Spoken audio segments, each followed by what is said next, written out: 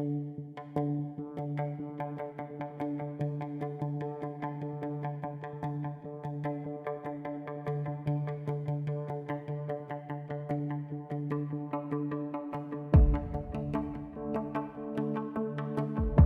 seeing the video with the public before. We've called this press conference today because now the video is out into the public. And first we want to thank Sheriff Skinner. Sheriff Skinner met with this family the day after Marvin was killed, and he promised that the video would be released as soon as he possibly could release it. We wanted to see this video out in the public's hands much sooner, preferably prior to presentation to the grand jury.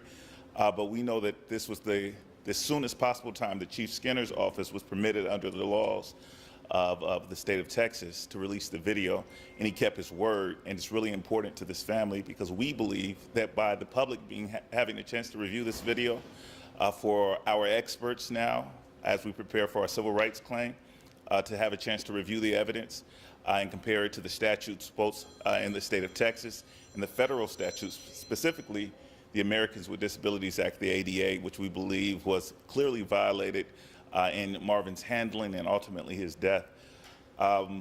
The other thing that we want to address is the grand jury invited the family to sort of a review. They didn't actually give us the parameters for what review they imagined, but they understood that something went horribly wrong, and we appreciate that understanding. And they invited this community of the Collin County to participate in a review of these events to ensure that no other family is exposed to this kind of danger. Our family adamantly accepts that invitation. We will be working with the Collin County grand jury to review the death of Marvin Scott III and to come up with community-based solutions that may fall outside of the courtroom, but it's something that we certainly want to pursue. We are meeting with members of the Department of Justice, now that this evidence is available in the public realm, the U.S. Attorney's Office, and the members of the FBI. We still believe that criminal accountability for the men involved is appropriate. And we believe that although the wheels of justice often turn slow and a federal review will include a significant period of time, unfortunately I can't demarcate what that is. It is the appropriate next step, and it is what we're pushing for as a family. With that said, I am opening up questions behind me as Marvin's mother, his nephews, his father, and his sisters. You all can direct questions at any of them at your will. So as a part of this review, we requested the final autopsy multiple times, and they pointed us to the AG. Were they able to see the final toxicology? Are you able to speak on that? Yeah, and it's important that and this is why I mentioned the Attorney General's office being another step of accountability in addition to the Department of Justice. The Attorney General's office is still blocking crucial evidence in this case. The autopsy, at the time that this case does go to trial and proceeds before a federal court, is going to become critically important. All of that evidence has not been released to us yet. We continue to seek it through the power of subpoena once we file a civil suit, and we continue to request it through the Attorney General's office. So you haven't seen it? We have not. It wasn't presented to the grand jury before the decision came? I was just assuming that they had seen all of the evidence. Unfortunately, we're not privy to what exactly was presented to the grand jury because it's a secret process. I don't know how a grand jury, knowing the evidence that we have, could come to the conclusion that there was no criminal misconduct. And so it's my assumption that whatever was presented to the grand jury was lacking. All right. Lee, when you talk about these community-based solutions, what could have changed the outcome? Oh, there were 1,000 opportunities to save Marvin's life here. From the moment that the Allen Outlet Mall noticed that he was in mental health crisis, instead of calling law enforcement, we encourage our businesses to call non-emergency personnel, preferably mental health workers, or to show a little compassion, offer him some water, ask to call his family. We'll start there in terms of a community solution. And it's important because the governor of Texas has said that we are in a mental health crisis, meaning regular citizens will come into contact with people in crisis on a regular basis, and that there's another solution for these kind of encounters other than law enforcement interference, because those often have deadly consequences. Law enforcement could have taken Marvin Scott to a mental health treatment facility. They took him to a hospital. No problem. They took him to a hospital that was overcrowded, that was not prepared to deal with his particular issue. In the midst of a pandemic, they treated him like another number and not someone in mental health crisis. That hospital concluded that he was fit for custody. We believe that was an inappropriate finding, that the doctors at Allen Presbyterian should be called to answer for releasing someone who was in clear acute distress and saying that they were cleared for custody as opposed to directing them towards a mental health facility. Once he got to the Collin County Jail, again, the amount of opportunities that professionals had to identify Marvin's crisis and deal with the appropriate abound. We see that in the over 2 hours of videos of him in custody. You can see him slowly deteriorating, and instead of being met with compassion, instead of having a mental health professional speak to him there, he was dealt with brutality. He was treated violently and hostilely. He was covered with a spit hood, inappropriate in this situation. He was pepper sprayed. It was completely inappropriate and uncalled for in the situation. An unlawful chokehold was applied to his throat, one that everyone agrees was unlawful. Regardless, although the criminal case hasn't gone forward, all of those many failings we think are appropriate for review to figure out how we can stop this kind of thing from happening. Mr. Merritt, shortly after the grand jury released its decision, I had put in some others have put in public information request for this video. That was initially denied. Mm-hmm. Do you have any idea what has changed since that denial, which cited potential ongoing criminal cases and investigations? That's one of the reasons. It was denied by the Collin County Prosecutor's Office, and that denial was backed by the Attorney General's Office. However, the state does allow, at the completion of their investigation, for the Sheriff's Office to release it. The Sheriff Skinner agreed that he would release it, and so he did. This is my cue to ask my question, I guess. You've seen this video. I know you can probably point to many parts where you feel this was egregious. What is the most egregious part of that video that you think people need to hone in on? It was that Marvin Scott was punished for being in a mental health crisis. It wasn't that the officers failed to identify the mental health crisis. It wasn't that they misinterpreted the mental health crisis. They identified him as someone in crisis. And instead of treating him compassionately from the moment that they opened the door, they chose to do a suspect control maneuver, which was stick his hands through the key. Now that's through a hole, and you can see that in the video. Now that's normal. You get them in restraints, and that way they're not a danger to themselves or others. From that moment on, they bent his arm, and they contorted his arm in a way that was extremely painful, quickly escalating this encounter into something that was going to be combative. It was combative because of the methods that they used, not because of any disposition of Marvin Scott III. And so just to know that it seems to be the policy of Collin County to punish people in mental health crisis, to abuse people in mental health crisis as if that's the appropriate tactic, that was really disturbing for me. We've heard from that expert that says looking at his actions didn't reach the level of probably warranting a restraint that. Do you feel that same way too? Yeah, Marvin, again, he didn't engage in any self-injuring behavior and any behavior that would injure others. He at times expressed some disassociation with proximity. In other words, he got into people's space, but there was no need for violence. There was no need for restraint. There's certainly not a restraint bed, and the tactics that were applied were not only negligent, they were criminal. So we only saw the 40 minutes where he walked in, he starts in where some sort of distress is going on. Mm-hmm. Was the family and you able to see prior to what we saw? Because, we wrote in our report Friday, this is where we Yeah. are starting, but we don't know where Yeah, to start. yeah. Unfortunately, I haven't even been able to bring myself to watch the 40 minutes that you all. I don't know what you all watched. I watched over 2 hours of video, and so we likely saw more than what you Yeah, saw. it starts, it's immediately him walked to the restraint bed, so I just didn't know what had happened prior to that. Prior to that, again, there was no violent encounter. He was first in a public cell with 7 other inmates. There, he rocked, he sweated, he danced, he smiled, he laughed in a way that didn't seem appropriate for the setting. And so he was moved to an isolation cell. In that cell, he began to strip. Again, not injuring himself or others. There was no point in that video, in the entirety of the video that we saw, that called for a violent interference. Yeah. Mr. Mayor, in regards to there's no audio, obviously that was a crucial part because there was some type of dialogue that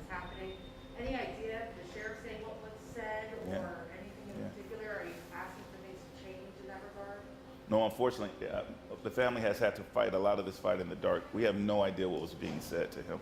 We can tell from the actions that if their words match their actions, it probably wasn't appropriate. We've heard from other inmates who were in the cell who heard Marvin screaming for his life, saying how much pain that he was in and asking the men, please get off of him. May I talk to Cassandra? Sure. Because I don't know how this is set up. If you can't hear your name and how you spell it. Yes, Lysandra Scott, L-A, capital S-A-N-D-R-A, Scott, S-C-O-T-T. And Lysandra, now that we've all seen the video, I remember, when you saw it about a month ago, you were just beside yourself. Oh, absolutely, yes. Why did you want everyone else to see? Because we, as a community, need to know how citizens are treated in any aspect, especially in custody. So, Big Marvin and I, we gave consent for the public to see. Although the public has not viewed 5 hours of the video as well as we did, the video has been edited, so you cannot really follow along in consistency about what really has happened. My son came up for air like about 3 times during the video, and the individual that grabbed his head and started doing these illegal maneuvers, up under his throat, that was criminal. That was unnecessary. Being pepper sprayed, and immediately a spit hood goes over his head, and that reduces your oxygenation in conjunction with those illegal maneuvers. So I'm very disappointed about how the grand jury came up with their conclusion. So what I would like to say is that maybe they didn't have enough evidence presented before them. Because if you edit a little bit of the video, you may not get the full picture about what's going on. And from the perspective of the nurse. Yes, absolutely. He was killed by these jailers.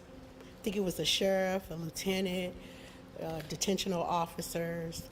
It was excessive force. He was definitely killed. He was smothered to death. He suffered. He suffered. Unacceptable. Collin County does not want these type of numbers on their books. He was killed. He was actually killed. He was killed. And nobody is being held accountable. Unacceptable. So they want to do him as a case study, like, okay, you guys get to go home to your family. Don't worry about it. We got this covered. No, he was killed. He walked in alive and he left dead. Killed. Killed. We're outraged. We're outraged. Unacceptable. Ms. Scott, what has changed for you all in the days since this video has been made public? You all This have is seen life-changing. it. You all have Absolutely. seen it, but now the rest of the community has seen it. What does that change for you all? It brings awareness that how people are treated as citizens. Even a dog couldn't have survived the brutality that went on that faulty bed, pepper sprayed, spit hood on you, the way that he was handled, the jailers mishandling him.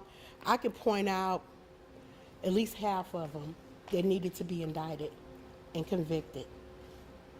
You understand what I'm saying? Everybody's responsible for their actions for my son on that bed. First of all, he should have never been on the bed. Going back to when he first was arrested in Allen, he shouldn't have. When he was arrested in Allen, okay, the officers, they did take him to the hospital. He should have never made it to custody. He should have gotten the appropriate treatment.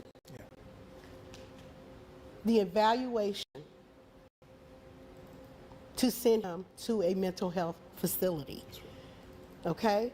That didn't happen. So it was a cascade of failures. And so when you get him here and the jury does not see that there is a crime committed, something's wrong with the system. That's right. Something's absolutely wrong with the system. My son was killed by these individuals. Do you understand? Okay? He was murdered. He was killed brutally. He was killed. You can't say that that's a normal practice for inmates to be pulled by the head, to scoot you up in the bed, and keep pressing up under your chin while the spit hood is on, while your oxygenation is being compromised. This is horrible. And for these individuals to go home to their family after we did Easter and Mother's Day and 4th of July, they just get to sit back and say, oh, we made it. We made it through. Nothing's gonna happen. But oh God, yes. Has support from the community been different since the community has been able to see this video? Well, it's very fresh and new right now. So it just been released. So we'll have to see what happens next. You know, going federal would be the appropriate thing, our next step. So hopefully they're able to dig into the details. And then here's what I believe, like I'm gonna reiterate that I don't believe that there was enough evidence presented at the grand jury, because anybody could see, a child could see that this was a horror movie, that they're trying to kill him. And they were successful with that. How do they sleep at night knowing that they mishandled someone? How are you all doing? How do you? We're not doing good. We're not doing good. To have your son, I hadn't seen him in a week when this happened. To go up to a funeral home and examine his body with the bruises on him and look at him laying there, I had to go into another zone and look at him and said, oh my goodness, I can't, it's unimaginable. It feels like a bad dream, and it still is one. And to have his body shipped home to St. Louis, okay? And to go through that whole process again. It's horrible. And I do also want to say, and just not kind of, you know, bringing up Mike Brown. Their family didn't get an indictment. That's where we're from. Mike Brown body sits at St. Peter's Cemetery, as well as my son body sits at St. Peter's Cemetery in St. Louis. The injustice. This is awful. Absolutely awful. To have to bury my child. Awful. Awful. And people get to go home. Now there needs to be a case study about Marvin Scott III. Oh, you guys, y'all did bad, but don't worry about it. You get to go home. No, no, no, no. Justice will prevail. That's right. Justice will prevail. You cannot turn a blind eye on this situation at all. It's wrong. It's wrong. If I can ask, what is the process for appealing on a federal level? And is there anything, can anything be retried by the local grand jury? You may have to step in. Yeah. So to be clear, the case before the federal court is not on appeal. It's a case of first impression. We believe that there are unique federal laws that were violated, constitutional laws that were violated, as well as criminal statutes that apply. Now, we're not going to do the work of the federal prosecutors who are currently reviewing the case. But that case is, they get to start anew. They don't adopt or receive any opinion or from the prosecutor's office or from the grand jury. So that was the first part of your question. Can it be retried by the Collin County grand jury? It can come before the Collin County grand jury, and I'm again calling on the Texas, I'm again calling on the Texas Attorney General to look into this case, but other cases to match the statewide discussion about mental health crises. We just had a terrible shooting at at an Army facility here in Texas, because we haven't appropriately addressed issues concerning mental health. We believe that the Attorney General's office should be setting aside resources to address individuals who have come into contact with law enforcement who have died suffering a mental health crisis. Those cases can't be treated like all the other cases of police abuse, especially when law enforcement has noticed that the person they're dealing with is in crisis. Mr. Merritt, speaking of the moments when police officers interact with individuals with mental health crises, has there been any CC or body camera evidence regarding Allen Police's arrest of Marvin? Have you all been able to review that, or has that, been considered being released? No, and as we sought criminal accountability, we have focused on the Collin County Sheriff's Office because they are the ones responsible for Marvin's death. But the Allen PD and their behavior needs to be reviewed. They have blocked the release of that video. That is something that needs to come out into the public. I had an unfortunate, during one of our protests, I had an unfortunate interaction with an Allen police officer who believed that officers did the right thing.